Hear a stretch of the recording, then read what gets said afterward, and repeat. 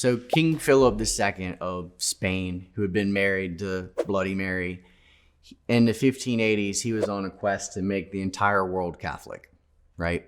Now, Spain had become vastly wealthy and powerful because of the New World. And it wasn't just the gold that they were stealing from the Mayan and Aztec, or the silver that they were stealing out of Bolivia, but coffee, sugar, tobacco, all of these things were making Spain very rich and powerful. And they were had recently kind of conquered the Netherlands, the Dutch, and the Netherlands were allies with the English. So there was a proxy war where the people in the Netherlands were rebelling against this Spanish rule, and the English were providing the Dutch with cannons, horses, everything short of English troops. So it's kind of like right now in Ukraine. We're not fighting Russia, but we're giving Ukraine whatever they ask for. So that's what was going on. And at the same time, England was conquering Ireland, and the Irish were resisting English rule, and the Spanish were giving them guns and money to fight the English. So it's a double proxy war. It was pretty obvious that it was going to turn into a hot war directly between England and Spain, which it did. And before that happened, the Queen was presented with a paper that laid out all the reasons why she too should put a colony in the New World, not only to rob the Spanish of their wealth, but to gain some herself by whatever they could find over here. And she agreed to it. And the first couple of voyages were run by Humphrey Gilbert, who's a relative of Raleigh's.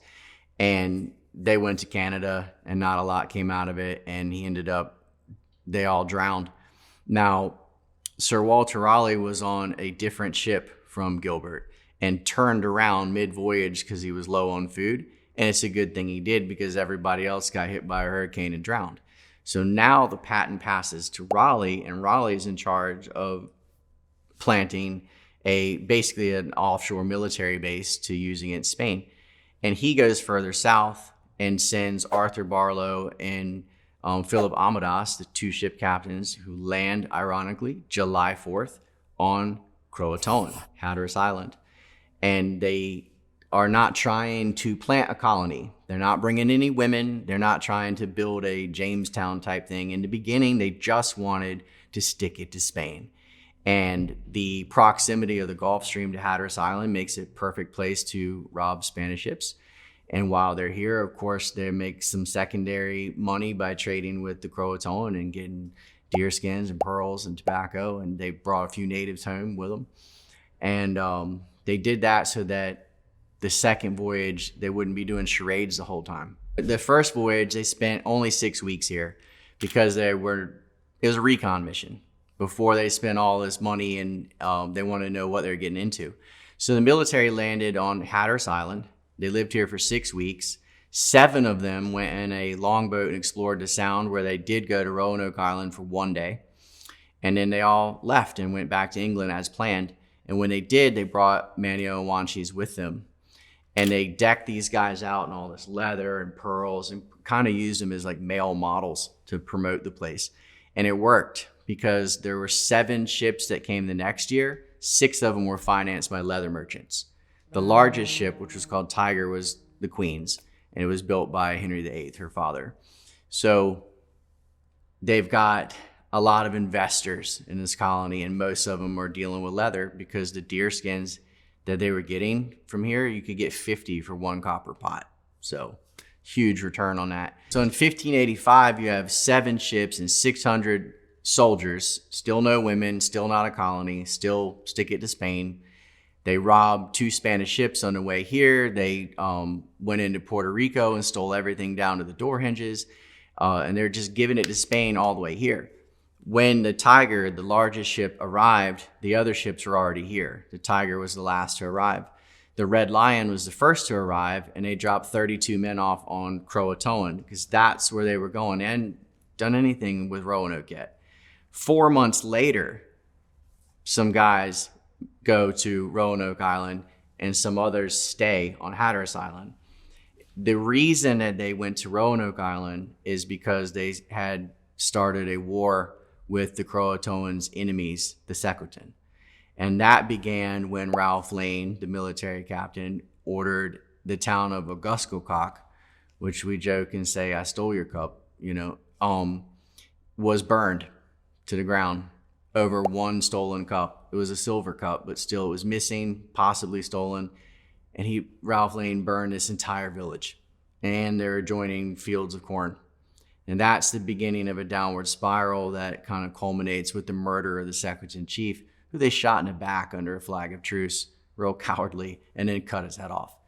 So the Secretan are going to retaliate, but not on this group, because the guys living under Edward Stafford on Hatteras Island see Francis Drake coming up the coast, and they flag him down with smoke.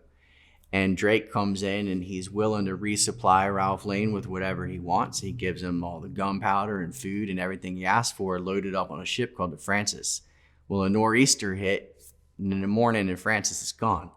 So he's not going to load another ship full of supplies and give it to Ralph Lane. So instead he offers them a ride home and they take it. So they all leave. Now, they didn't know that the third voyage was almost there. The resupply of the second voyage was almost there, but they missed each other. So the third voyage does go to Roanoke Island. They don't know that they've murdered a Secretan chief and burned a village and kidnapped people and all this stuff. So they're basically just diving into a wood chipper and have no idea. And so one of them gets shot through the mouth with an arrow and another one gets his head bashed in, and their fort is burned down, and they shoot an Indian in the leg and it's death and destruction. And this is the Secretan, of course, attacking them for good reason. Now comes your lost colony, right? Now they do have women. It's probably why they're lost, because the guys wouldn't ask for directions with the women around. No. So they come in and they want to go to Chesapeake Bay. They want to go to somewhere with a deep harbor, not necessarily Chesapeake, but Chesapeake Bay, somewhere like Jamestown. So you can bring fat supply ships in, deep harbor. It's not as good for looting the Spanish, but this is a different thing. This is a colony instead of a military base. So they have to stop by Roanoke Island quickly to pick up the 15 men from the year before who they don't know are dead, right? And when they're doing this, they arrive and they find the houses are overgrown with grass and melons. There's actually deer inside eating them. They see the fort has been burned down. Then they see a skeleton just sitting there, sun-dried, bleached bones, and no sign of the 15 men. It doesn't look good, right? Then one of your lost colonists is murdered. His name was George Howe. He shot 16 times arrows, had his head bashed in. So pretty obvious he was murdered.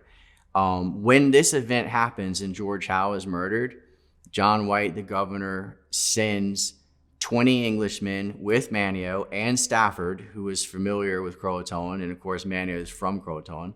They send them to Croatoan to find out who killed George Howe. Are any of the 15 men still alive? Answer some questions. They get to Hatteras Island and they're hosted to a feast, and they're eating fish and deer and duck and corn, and they tell them, they're sitting around a fire playing music, and they tell them, yeah, George Howe was killed by the Secretan, and 2 of your 15 men were killed and the rest were chased off, and the Secretan did that too. And so at this point, the English asked the Croatoan for help. They said, can you negotiate peace for us and let them know that we will forgive them for killing George Howe and all this if they can forgive us for murdering their chief, because we didn't do it. That was a different group and we just want to get along. But if they don't want to get along, then we're going to kill them all. And they have 1 week to give an answer, and after that, we're coming for them. So a week goes by, and they don't hear anything. So the English go to Dawson, which is today Man's Harbor. If you go from Roanoke Island across the sound to the mainland, immediately 2 feet in is Man's Harbor.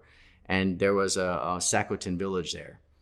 Well, they get there, and the Croatoan have sacked that village, and they're stealing all of the corn and pumpkins. And one of them calls out Stafford by name, and they come over, and they've got Manio to interpret.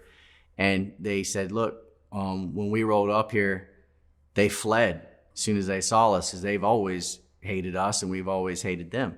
So we're stealing all of their food. Would you like some? And the English are kind of, sure, that works too, right? Minatonan is there, the Croatoan chief with his wife and baby. They give him a ride on a light horse, which is actually a small boat, to Roanoke Island. He watches Manio get baptized. He watches baby Harvey be born. He watches Virginia Dare be born. There's 2 babies born. And, this is the situation that the colony was in before the governor left. And then he instructed them to write down where they were going and put a cross underneath it if it was for danger, and to put it in an obvious location like a tree. Governor leaves. He can't come back for 3 years because of a lot of bad noise with Spain and France. Eventually, he hitchhikes with pirates, and they get to Roanoke Island, and they have to anchor in the ocean and take small boats to cross the inlets to get into the Sound to Roanoke. And while they were doing that, 7 people drowned, including the captain. And the crew mutinies, and they don't want to go any further. And John Whiteside will convince them to try one more time. And then they succeed this time, and they make it to Roanoke Island. But spirits are in the toilet.